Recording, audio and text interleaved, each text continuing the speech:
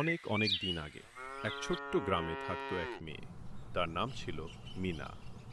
মিনার বয়স ছিল মাত্র ৮, কিন্তু তার হৃদয় ছিল অনেক বড়। সে সব সময় গরিব, অসহায় আর পশু পাখিদের সাহায্য করত।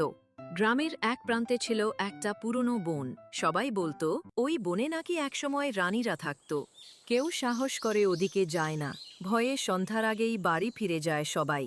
কিন্তু এখন ওটা ভূতের বন হয়ে গেছে।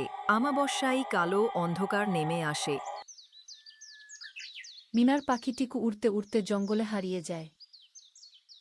একদিন মিনা জঙ্গলে হারিয়ে যাওয়া তার পাখি টিকুকে খুঁজতে গিয়ে ঢুকে পড়ে সেই পুরনো বনে। মিনা হাঁটতে হাঁটতে জঙ্গল এর গভীরে চলে যায়।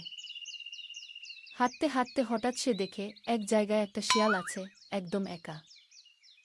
শিয়াল কাঁপছিল, যেন কাঁদছে। মিনা এগিয়ে গিয়ে বলল, তুমি কাঁদছ কেন শিয়াল? শিয়াল হঠাৎ কথা বলে উঠল, আমি পরীদের রানী। এক দুষ্ট জাদুকর আমাকে এই শিয়ালে পরিণত করেছে। কেউ যদি নিঃস্বার্থভাবে আমার পাশে দাঁড়ায়, তবেই আমি মুক্ত হব। মিনা ভাবল না একটুও। সে শিয়ালের মাথায় হাত বুলিয়ে দিল, গান গেয়ে শোনাল।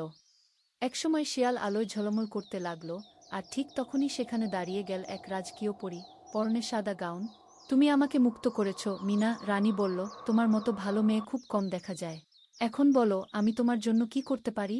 মিনা বলল, আমি কিছু চাই না, শুধু চাই সবাই যেন একে অপরকে সাহায্য করে।